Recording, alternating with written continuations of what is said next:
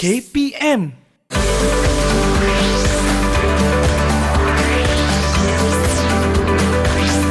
Didik TV KPM.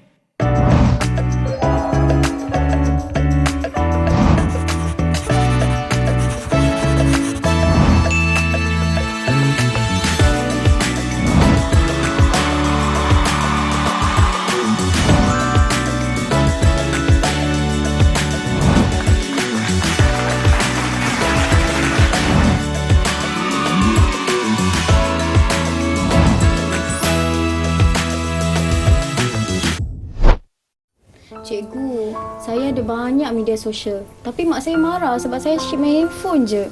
Salah ke sebenarnya ada media sosial, cikgu?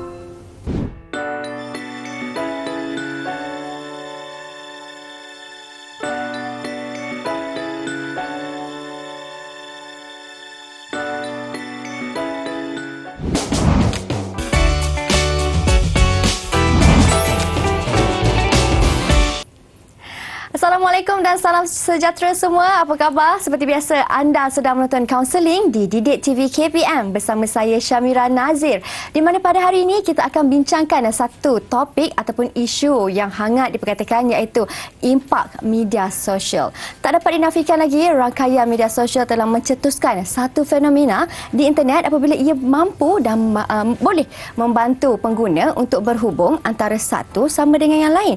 Namun yang menjadi isu dan masalahnya apabila ada segelintir murid yang menjadi begitu obses dengan menggunakan media sosial. Dan hal inilah yang ingin kita sama-sama kupaskan iaitu impak media sosial dalam kalangan remaja bersama dengan guru bimbingan dan kaunseling kita, Cikgu Muiz Rusli dari SMK Sungai Besar Selangor. Assalamualaikum Cikgu. Waalaikumsalam warahmatullahi wabarakatuh Mira. Sihat apa khabar Cikgu? Alhamdulillah saya sihat. Mira pun nampak ceria hari ini. Saya ceria dan saya pun sihat Cikgu. Sama-sama kita dengan tagline Cikgu Muiz. Tak dapat dinafikan lagi. 1, 2, 3. Padu. Itu tagline Cikgu Muiz. Padu. Dan Cikgu, hari ini kita nak sama-sama diskusi tentang impak media sosial kan Cikgu. Tapi sebelum itu tadi ada murid yang bermasalah datang kepada Cikgu dengan mengatakan dia ada banyak media sosial. Salah ke dia main handphone ni? Sebenarnya kalau mak dia asyik marah je, kenapa marah ni? Salah ke dia? Kalau Cikgu Muiz boleh bantu murid tersebut.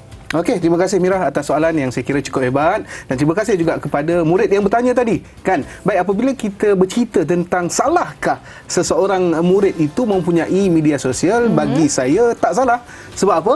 Sebab media sosial sekarang ini sudah orang kata menjadi satu medan untuk kita membunuh masa.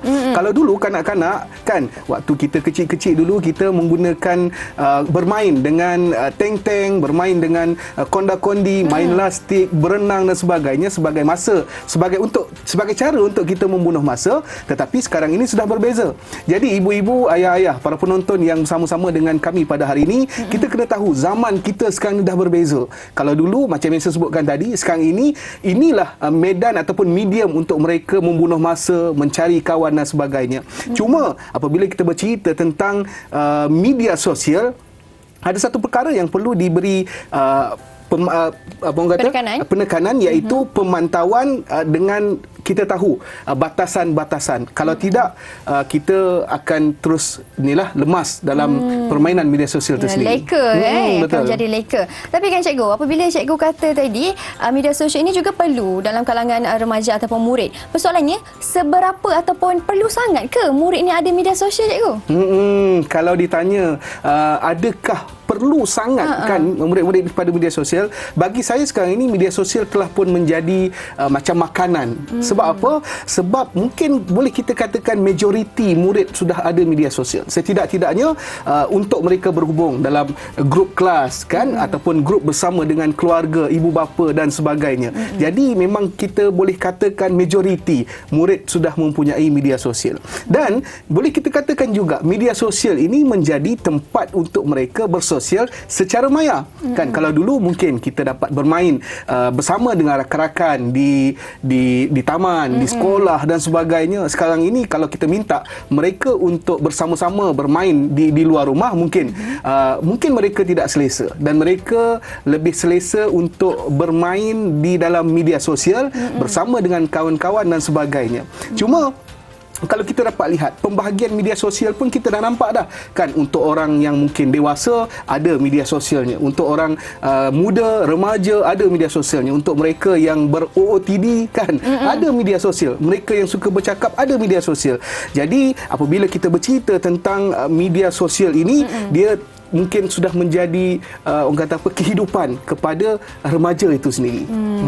Tak dapat dipisahkan lagi Betul, lah, betul, cikgu. betul, betul. Tapi kan cikgu, kalau kita tengok statistik menurut Suruhanjaya Komunikasi dan Multimedia SKMM, ada mengatakan remaja dan juga kanak-kanak merupakan golongan majoriti yang ada menggunakan media sosial ini. Tapi kan cikgu, sebelum mereka menggunakan ataupun melayari media sosial ini, apa yang seharusnya mereka tahu dan peka tentang keadaan media sosial itu sendiri sebelum mereka melayari laman tersebut? Baik, terima kasih Mira atas soalan itu. Apa yang murid-murid perlu tahu sebelum melayari media sosial? Satu perkara yang anda semua kena tahu ialah media sosial ini adalah merupakan dunia tipu-tipu. Dunia tipu-tipu. Dunia tipu-tipu. Apa itu dunia tipu-tipu? Siapa yang nak kongsi benda buruk kan Mira kan? Betul, Semua betul. nak cerita yang baik-baik, Indah semua saja. yang nak cerita yang cantik-cantik. Mira sendirilah kalau bangun tidur nak tak kongsi muka yang tak make up, muka bangun tidur dalam media sosial. Tak nak, cikgu. Kan? Mungkin kita akan rasa macam kita nak kongsikan benda yang baik, kongsi benda yang menarik. Jadi untuk murid-murid yang nak bermain media sosial ini, bagi saya mudah saja. Jangan dedahkan perkara-perkara peribadi kepada orang-orang yang kita tak kenal, kan? Kepada kawan-kawan baru yang mungkin kita baru kenal, kan? Macam kita tak selesa, tapi kita dah cerita macam-macam dengan dia. Jadi benda ini agak tidak sesuai lah, kan? Dan seterusnya, apabila kita bercerita tentang media sosial, kita jangan terlalu yakin untuk berbicara dengan orang luar yang mungkin kita baru kenal ataupun mungkin orang yang kita tak kenal, kan? Bila kita banyak meluahkan perasaan, sebenarnya kita tak tahu siapakah yang berada di sebalik skrin tu, kan? Mungkin dari nama dan gambar nampak macam perempuan, tetapi hakikat dan realitinya mungkin lelaki, kan? Sekarang ini itu yang saya katakan dunia tipu-tipu. Jadi apabila kita nak berkongsi cerita, berkongsi hal peribadi, kita kena hadkanlah. Kan itu perkara yang kita kena tahu supaya kita tidak terjebak dengan dunia tipu-tipu ini dan menjadi mangsa kepada mungkin predator yang berada di luar sana. Wow. Jadi orang kata bahasa mudahnya ialah lindungi data peribadi anda. Betul. Jangan semudah atau sewenang-wenangnya kongsikan kepada insan atau individu yang tidak dikenali. Dan apabila cikgu sentuh tadi, tak semua orang ingin kongsikan yang mereka tak cantik, tak siap dekat laman media sosial. Cuma nak tunjuk yang lawa-lawa je. Dan itu sebenarnya secara tak langsung pun boleh trigger psikologi seseorang apabila ada individu yang rasa nak jadi macam dia, nak jadi macam dia, nak jadi macam dia. Padahal itu dunia tipu-tipu. Tapi itu ada kaitan dengan kesan penggunaan media sosial kalau kita tak kawal dia. Tapi selepas ini Cikgu Muiz akan kongsikan pula kesannya bagaimana. Kita berhenti berehat seketika. Kita kembali selepas ini hanya di Kaunseling Didik TV KPM.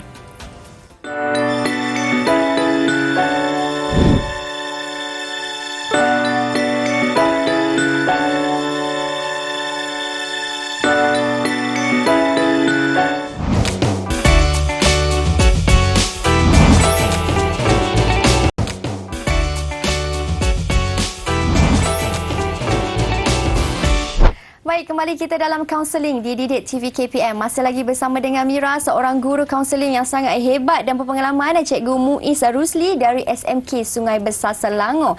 Dan di mana hari ini kita diskusi tentang impak media sosial dan macam semua sedia maklum, fenomena orang kata ketagih dengan media sosial ini sangatlah berleluasa, terutama sekali dalam kalangan remaja. Jadi Cikgu Muiz, apa kesan penggunaan media sosial ini tanpa kawalan ataupun tanpa sepadan? Baik Mira, apabila kita bercerita tentang kesan penggunaan media sosial tanpa kawalan, ini sudah tentulah kita akan bercerita tentang perkara-perkara yang buruk, kan? Baik, apabila kita bercerita tentang kesan media sosial tanpa kawalan, yang pertama mungkin saya boleh kongsikan kepada tuan-tuan dan puan-puan, murid-murid, para penonton yang saya kasih sekalian, ialah penyebaran berita palsu tanpa kawalan. Sebab apa? Sebab apabila kalau kita lihat, kan, banyak berita yang mungkin kita tak dapat nak sahkan kesahihannya dikongsi secara meluas, terutamanya oleh murid-murid kita ni, kan. Kalau orang dewasa mungkin mereka boleh fikir tentang baik buruk ataupun relevan ataupun adakah berita ini betul ataupun tidak, tetapi bagi mereka di kalangan murid-murid ini, mereka tak tahu, dan mereka tahu mereka nak menjadi orang pertama yang berkongsi tentang cerita-cerita yang mungkin tak pasti. Itu yang kita risau tu, Mira. Sebab apabila kita bercerita ataupun kita menghantar berita-berita yang tak sahih ini, dia mungkin akan memberi kesan dan impak bukan hanya sekadar kepada sekolah, tetapi mungkin kepada negara juga. Sebab isu itu mungkin boleh menjadi isu yang besar. Baik, yang kedua, mungkin juga boleh berlakunya buli cyber di kalangan murid-murid. Kan? Sebagai contoh, kalaulah katakan mereka murid-murid ni dia yakin, Mira tahu, walaupun bagi mereka badannya besar dan sebagainya, mereka yakin yang mereka ini cantik. Tetapi bagi sesetengah orang, bagi orang yang melihat mungkin merasakan bahawa dia ni tak cantik, dia ni badan besar dan sebagainya. Dengan perkataan yang mungkin dikeluarkan itu hanya sekadar untuk gurauan, tetapi sebenarnya dia boleh menghiris perasaan, hati dan jiwa mereka yang ada media sosial ni. Secara tak langsung dia akan menjadi buli cyber yang kata apa, tak boleh nak dikawal lah, kan. Dan juga ada setengah orang yang menulis status sama ada di mana-mana media sosial, dan status itu tidak sependapat dengan para penonton ataupun netizen, dengan netizen, pengguna yang lain. Maka banyaklah kecaman yang diterima. Itu juga boleh kita katakan sebagai buli cyber kepada murid itu sendiri. Dan apabila kita bercerita tentang tanpa kawalan, sebut tentang tanpa kawalan ni, Mira, dia akan membuatkan murid itu menjadi ketagihan gadget. Ketagihan gadget. Bila sebut tentang ketagihan gadget ini, bukan sekadar murid, kita sebagai orang dewasa pun mungkin kita tak boleh nak melepaskan gadget ini dari tangan, kan. Kalau kita orang dewasa pun mungkin boleh kita kategorikan sebagai ketagihan gadget, apatah lagi anak-anak kita di peringkat usia remaja yang sedang membangun, yang cuba untuk mencari identiti, kan, akhirnya mereka terlibat dengan ketagihan gadget itu sendiri. Dan yang last sekali, yang terakhir mungkin saya boleh kongsikan, impak kepada penggunaan media sosial tanpa kawalan ini ialah akan wujudnya trend yang mungkin merapu, Mira. Kan sekarang ni kalau kita tengok ada trend yang lelaki semayang dengan kipas, kan, jadi makmum dan sebagainya. Begitu juga yang perempuan dan sebaliknya lah, kan. Kita nampak trend-trend yang mengarut ini akhirnya akan meletup dan semua orang nak cuba nak menjadi orang yang pertama, menjadi trendsetter ni. Kan? Jadi sebab itulah saya katakan, kalau kita tak ada kawalan yang baik, kawalan yang betul terhadap penggunaan media sosial kepada anak-anak ini, itulah perkara-perkara yang mungkin boleh berlaku kepada mereka. Faham. Jadi maksudnya apabila mereka ini lakukan trend ataupun challenge yang tak sepatutnya itu, secara tak langsung pun boleh mengundang kepada kecelaruan pemahaman dalam agama juga, kan, cikgu? Kerana apa yang mereka lakukan itu pun agak sensitif juga isu ini, cikgu. Betul. Dan juga kalau saya boleh tanya cikgu, adakah apabila mereka menggunakan media sosial ini tanpa kawalan boleh menyebabkan kemerosotan akademik mereka juga? Sudah tentu, Mira, sudah tentu. Sebab media sosial ini dia macam berhantu, kan. Yalah, kita dah tengok laptop, kemudian kata kita nak tidur. Bila kita nak tidur, kita tengok handset sekejap, kan. Bila kita tengok telefon itu, kita sangkakan mungkin seminit 2 minit, rupanya dah sampai sejam. Tahu-tahu dah pukul 1 pagi, kan. Akhirnya itulah yang berlaku. Okey. Dan kalau daripada aspek ibu bapa pula, apabila mereka ataupun berhadapan dengan anak-anak yang menggunakan media sosial ini tanpa henti, tak mampu untuk kawal diri mereka, apakah tindakan yang sewajarnya dilakukan oleh ibu bapa untuk mengawal perilaku si anak? Okey, baik. Apabila kita bercerita tentang kawalan, kan, betul lah, ibu bapa lah yang ada kuasa untuk mengawal anak-anak ni, kan. Macam mana cara untuk mengawal? Banyak cara sebenarnya. Mungkin ada yang katakan telefon anak-anak ini adalah satu perkara yang peribadi, tetapi bagi saya, secara peribadi, bagi saya, kan, sekiranya telefon itu dibeli oleh mak ayah, kan, prepaidnya diberi oleh mak ayah, kan, talian internet diberi oleh mak ayah, bagi saya tidak ada istilah peribadi untuk anak-anak di sekolah rendah dan sekolah menengah ini, kan. Jadi ibu ayah perlu mengawal penggunaan gadget ini kepada anak-anak. Caranya macam mana? Jangan sesekali biarkan anak-anak membawa telefon bimbit ini masuk ke dalam bilik mereka. Itu yang kita risau tu, Mira. Sekarang ini mungkin mak ayah dia takut anak keluar malam, tetapi zaman sekarang kita bukan takut anak keluar malam, tetapi takut anak mengundang predator masuk ke dalam bilik mereka.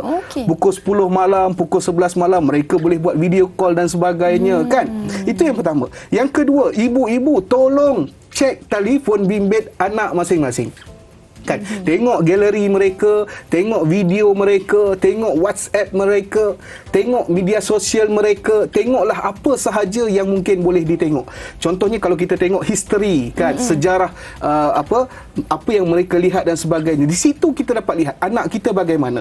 Jadi jangan terperanjat kalau kita rasakan anak kita telah membuat perkara yang mungkin lebih jauh ke hadapan berbanding dengan kita. Sebab itu ibu-ibu, ayah-ayah tolong semak telefon bimbit anak-anak. Kemudian tengok juga media sosial mereka, dengan siapa mereka berhubung melalui ruangan chat, ruangan sembang dan sebagainya. Tolong tengok. Kemudian berikan masa yang berkualiti dengan anak-anak. Caranya bagaimana? Kan kita biasa lihat, kan, mungkin ibu-ibu, ayah-ayah bawa anak pergi berkelah. Kemudian ambil gambar, tulis dekat situ quality time bersama keluarga. Hakikat dan realitinya tidak, Mira. Kan anak-anak itu dibiarkan mandi laut, tetapi mak ayah masih lagi melihat telefon bimbit dan sebagainya. Adakah itu yang kita katakan sebagai masa berkualiti? Begitulah, Mira, lebih kurang. Okey, maksudnya kita pun tak boleh letakkan 100% kesalahan tu kepada murid-murid ataupun anak-anak. Ibu bapa juga memainkan peranan yang penting. Seperti kata pepatah Melayu, bapa borek, anak rintik. Okey. Jadi kita berhenti berehat seketika, cikgu. Kita kembali selepas ini untuk lebih banyak lagi perkongsian tentang impak media sosial, terutama sekali dalam kalangan remaja dan anak murid di sekolah. Jangan ke mana-mana, hanya di Kaunseling Didik TV KPM.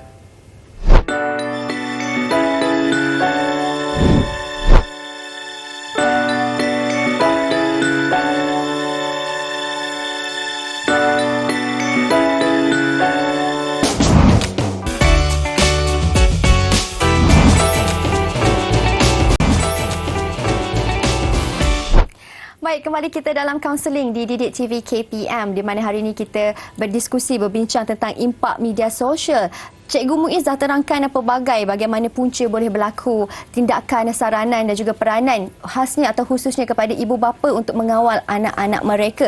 Dan juga cikgu, kalau murid-murid ini didedahkan, diberi untuk menggunakan media sosial, kerana sekarang ini zaman mainstream, zaman semua orang menggunakan media sosial, kan?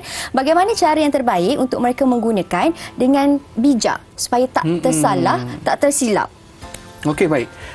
Bila kita bercerita tentang penggunaan media sosial dengan bijak ini, dia bukan hanya sekadar kepada anak-anak, tetapi mak ayah juga mainkan peranan, kan? Sebagai contoh, ibu-ibu, ayah-ayah boleh memasang aplikasi yang boleh mengawal penggunaan gadget ini kepada anak-anak, dan juga mungkin boleh mengawal juga apakah aplikasi yang mereka nak pasang di telefon bimbit masing-masing, kan? Mereka kena minta izin mak ayah dulu, barulah anak-anak boleh pasang. Memang ada aplikasi macam tu, Mira.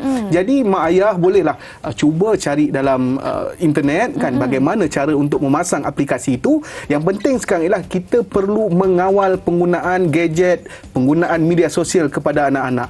Kita tak boleh nak larang anak-anak nak bermain media sosial. Sebab ini zaman mereka. Kalau kita dulu, kita mandi sungai, kan, main teng-teng, main lastik, main congkak dan sebagainya. Tetapi sekarang ini anak-anak kita tidak lagi begitu. Ini zaman mereka, inilah permainan mereka. Jadi ibu ayah perlu mainkan peranan untuk memastikan anak-anak kita tidak terlalu bebas dan main media sosial ini ada kawalannya. Baik, seterusnya, kepada anak-anak yang bermain media sosial, tolong jangan percaya dengan orang luar. Tolong jangan percaya dengan orang yang kita tak pernah jumpa. Tambahan sekarang ini kita dapat lihat, kan, di berita dan sebagainya, ada scammer, kan? Mungkin untuk kanak-kanak ini tidaklah berlaku, dia hanya berlaku kepada orang dewasa. Tetapi untuk kanak-kanak remaja ini lain pula ceritanya, Mira, kan? Mereka mula untuk bermain cinta, kan, bermain api cinta dan sebagainya. Kemudian mereka mula menghantar mesej, kan, minta untuk buat video call dan banyak lagi. Itu yang saya katakan, kalau mak ayah takut anak-anak keluar dari rumah, sebenarnya anak-anak boleh menjemput predator datang ke rumah jika tidak dikawal. Jadi saya minta kepada ibu-ibu, ayah-ayah, tolong hadkan masa penggunaan telefon di kalangan anak-anak. Katakan kita boleh buat syarat 10 malam hantar balik kepada mak ayah. Jangan biarkan anak-anak ini bermain media sosial, bermain permainan game dan sebagainya sehingga lewat malam, kan. Kita risau takut banyak perkara-perkara buruk yang akan berlaku. Kemudian kita tolong jangan dedahkan identiti kita kepada orang yang kita tak kenal, kan. Kita jangan dedahkan identiti kita ataupun info-info sulit mengenai keluarga kita dan alamat sebagainya. rumah. Betul Mira, kan. Jangan dedahkan. Kita risau boleh disalahguna oleh mereka. Dan mungkin juga kita boleh sebut berkenaan dengan kawalan kendiri, kan. Bukan hanya sekadar mak ayah, tetapi murid-murid sendiri perlu mengawal diri mereka daripada menjadi penagih gadget dan media sosial ini. Nak tak nak, murid itu sendiri kena jaga. Okey, mungkin kita boleh sentuh sikit, kan, bagaimana cara untuk belajar tapi dalam masa yang sama kita bermain media sosial ni. Mungkin saya boleh sentuh sikit, Mira, ya. Okey, kita boleh buat cara Pomodoro. Pomodoro ni macam kita belajar dengan 4 blok. Satu blok itu kita boleh katakan kita letak setengah jam, kan. Kita belajar selama setengah jam, kemudian kita rehat 5 minit. Dan waktu rehat 5 minit itulah mungkin kita boleh tengok sikit-sikit, kan. Kita boleh buat apa benda sahaja yang kita nak buat dalam masa 5 minit itu. Cukup 5 minit, kita berhenti, kita belajar balik. Kita belajar dalam masa setengah jam, kemudian kita rehat. Waktu rehat 5 minit itu, mungkin kita boleh cuit-cuit sikit, tapi kita kena ada kawalan kendiri lah. Kita kena tahu, kita kena, orang kata apa, memang betul-betul patuh kepada 5 minit itu. Kita buat 4 blok. Diam tak diam, Mira, kita dah belajar selama 2 jam dan dalam pada masa yang sama kita dapat rehat, bermain dengan media sosial dan sebagainya pada waktu kita belajar juga. Yang penting kawalan kendiri kita kena tahu bagaimana kita nak menguruskan penggunaan media sosial itu dengan bijak. Macam tu, Mira. Ataupun mungkin ibu bapa sendiri boleh setkan time. Kalau nak guna media sosial, weekend sahaja. Betul. Orang kata hari bekerja, weekdays tu belajar. Gunakan masa tu untuk menimba ataupun menelaah pelajaran, cikgu. Betul. Cuma saya sentuh sikit, Mira. Betul, ada mak ayah yang menetapkan syarat begitu. Boleh tengok hujung minggu dan sebagainya. Saya pun tak ada masalah. Kadang-kadang anak saya pun kalau mereka perlukan pada hari biasa, saya bagi juga. Tapi dalam pada masa yang sama, saya juga mengetatkan penggunaan media sosial dan telefon bimbit ini kepada anak-anak. Itulah yang kita risau, Mira, sebab zaman kita ni berbeza. Kena pantau. Kan, kita kena pantau juga. Tolong tengok sejarah-sejarah apa yang mereka layari selama ini. Betul. Kalau tidak, dia akan menjadi, itulah dia, kan. Kita takut benda-benda yang mungkin buruk itu akan berlaku. Betul. Kerana ini merupakan jaringan tanpa batasan. Betul. Boleh akses apa sahaja, cikgu. Itu bagi peranan ibu bapa yang di rumah. Bagaimana pula untuk peranan guru yang berada di sekolah? Okey, baik. Terima kasih, Mira, atas soalan yang diberikan. Guru juga perlu menasihati anak-anak cara penggunaan gadget dengan betul, kan. Cara penggunaan media sosial dengan betul. Boleh juga jemput orang kata apa, SKMM, kan, untuk datang ke sekolah untuk kita berbicara tentang penggunaan internet dengan selamat, kan. Kita boleh, orang kata apa, cyber safe. Kan, cyber safe, cyber security. Kita boleh jemput mereka untuk berkongsi dengan anak-anak supaya anak tahu. Mereka ni, Mira, kan, kalau kita lihat mereka ni dah didedahkan dengan telefon bimbit, dengan media sosial ni sejak kecil lagi. Betul. Sejak kecil lagi, Mira. Kalau anak-anak menangis, kita solusinya ialah bagi telefon. Kan, anak menangis, bagi telefon. Jadi apabila mereka dah didedahkan perkara ini sejak kecil, maka tidak hairan apabila mereka dah meningkat dewasa. Nak kata dewasa tu tidaklah, kan. Mungkin di sekolah rendah mereka masih lagi orang kata apa, berminat untuk bermain dengan telefon bimbit itu. Sebab itu mungkin bila mak ayah cuba tarik, anak-anak akan menangis, anak-anak akan orang kata apa, memberontak dan sebagainya. Yes.